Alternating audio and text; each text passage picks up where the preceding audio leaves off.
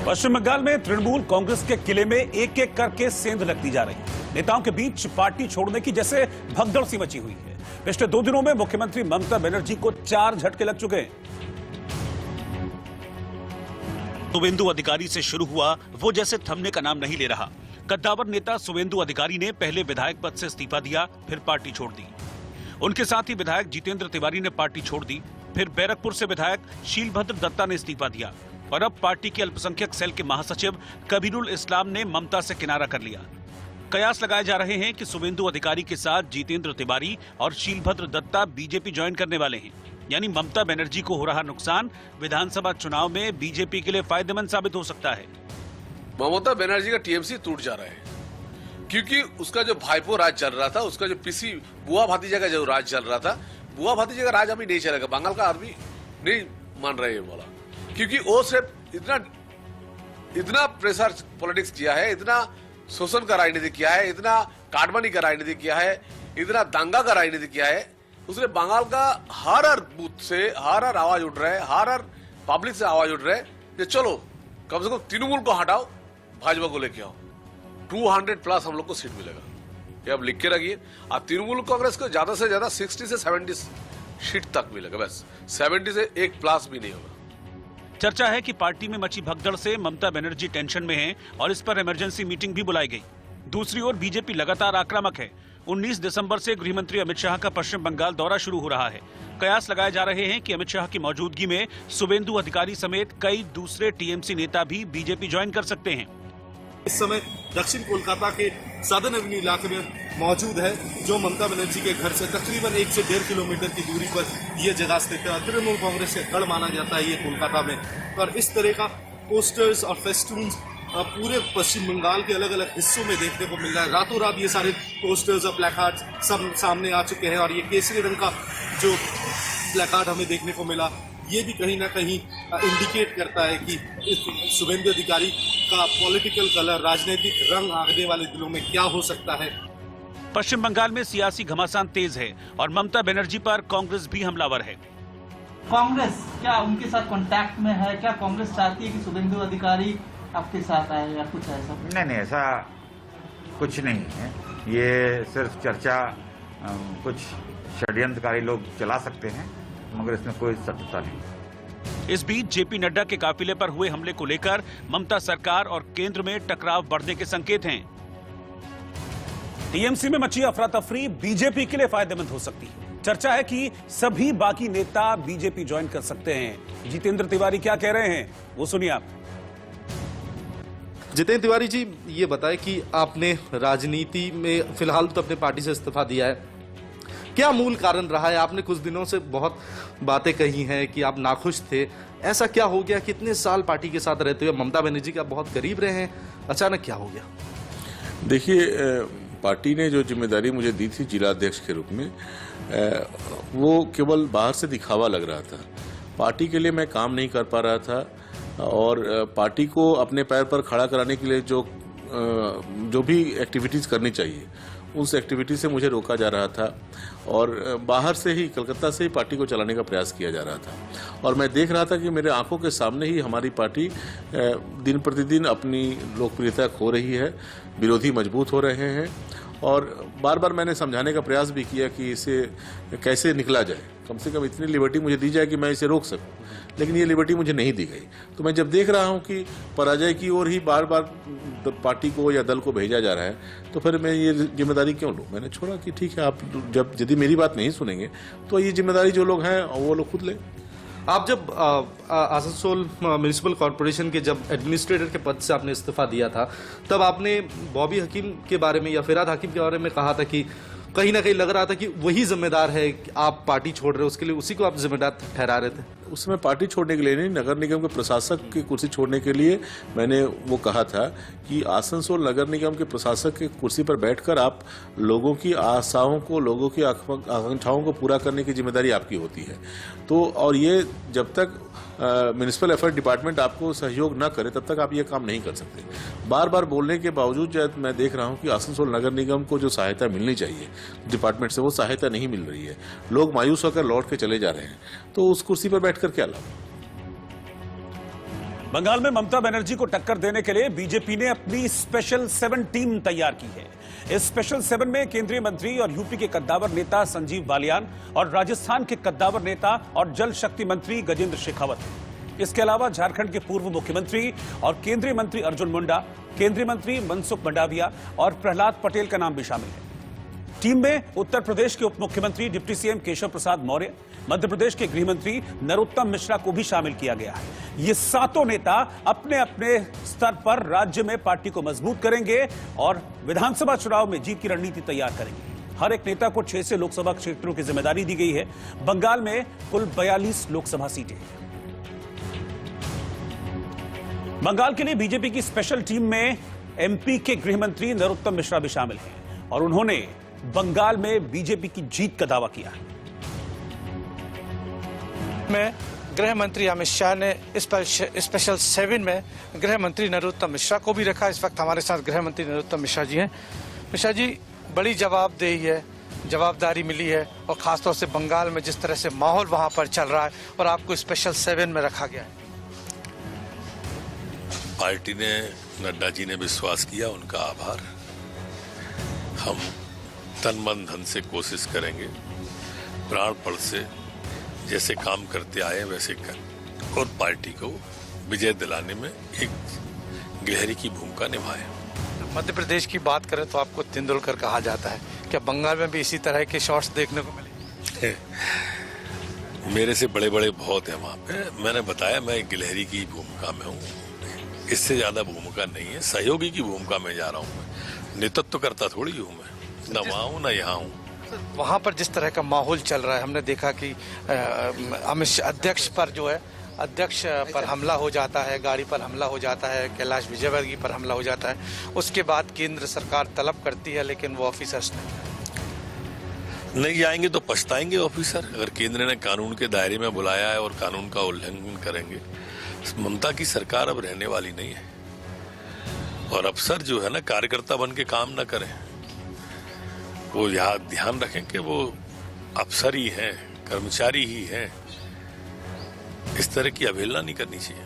तो बंगाल मतलब माने कि बीजेपी जो है अगले चुनाव में फतेह करने वाली। 100%, 99 नहीं, 100%। मैंने जब जब मध्य प्रदेश के बारे में आपको कहा है वो भी, और ये भी देख लेना।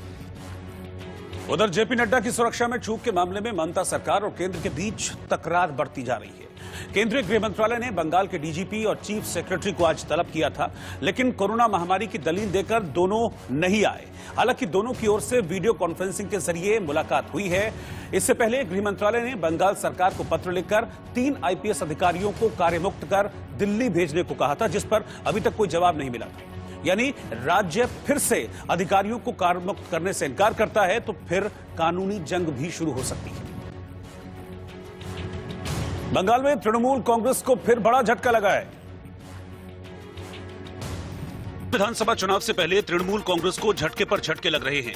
बैरकपुर से विधायक शीलभद्र दत्ता के पार्टी छोड़ने के ऐलान के बाद अल्पसंख्यक सेल में महासचिव कबीरुल इस्लाम ने भी अपने पद से इस्तीफा दे दिया। गृह मंत्री अमित शाह का 19 दिसंबर से 2 दिन का बंगाल दौरा शुरू होने वाला है। इस दौरान अमित शाह किसान के घर भोजन करेंगे, साथ ही टीएमसी के बागी नेताओं को पार्टी में शामिल कर सकते हैं। पीएम मोदी 27 दिसंबर को मन की बात करेंगे, इसके लिए उन्होंने लोगों से सुझाव मांगे हैं। सुप्रीम कोर्ट के अवमानना मामले में कॉमेडियन कुणाल कामरा और कॉमिक आर्टिस्ट रचिता तनेजा को कारण बताओ नोटिस जारी किया गया। दोनों से 6 हफ्ते में जवाब देने को कहा गया है। ऑनलाइन वेबसाइट OLX पर वाराणसी के जवाहर नगर एक्सटेंशन स्थित पीएम मोदी के संसदीय कार्यालय की बिक्री का विज्ञापन दिया गया। इस मामले में पुलिस ने 4 लोगों को हिरासत में लिया है। सड़क और परिवहन मंत्री नितिन गडकरी ने कहा कि सरकार जीपीएस तकनीक से टोल लेने की तैयारी कर रही है।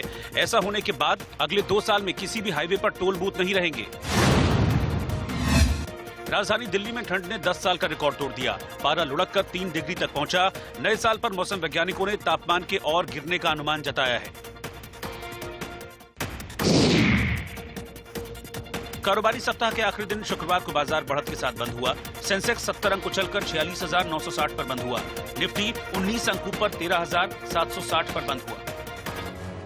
प्रधानमंत्री नरेंद्र मोदी ने मध्य प्रदेश के किसानों को वीडियो कॉन्फ्रेंसिंग के जरिए नए कृषि कानूनों के फायदे गिनाए। इतना ही नहीं, पीएम मोदी ने विपक्ष पर तंज कसा कि वो किसानों के कंधे पर रखकर बंदूक चला रहा है और जमीन जाने का डर दिखाकर विपक्ष अपनी राजनीति चमका रहा है। मुझे लगता है उनको पीड़ा इस बात से नहीं है कि कृषि कानूनों में सुधार क्यों हुआ। उनको तकलीफ इस बात में है कि जो काम हम कहते थे लेकिन कर नहीं पाते थे, वो मोदी ने कैसे किया, मोदी ने क्यों किया, मोदी को इसका क्रेडिट कैसे मिल जाए। मैं सभी राजनीतिक दलों को हाथ जोड़ के कहना चाहता हूं, आप सारा क्रेडिट अपने पास रख लीजिए। आपके सारे पुराने घोषणा पत्रों को ही मैं क्रेडिट देता हूं, मुझे क्रेडिट नहीं चाहिए।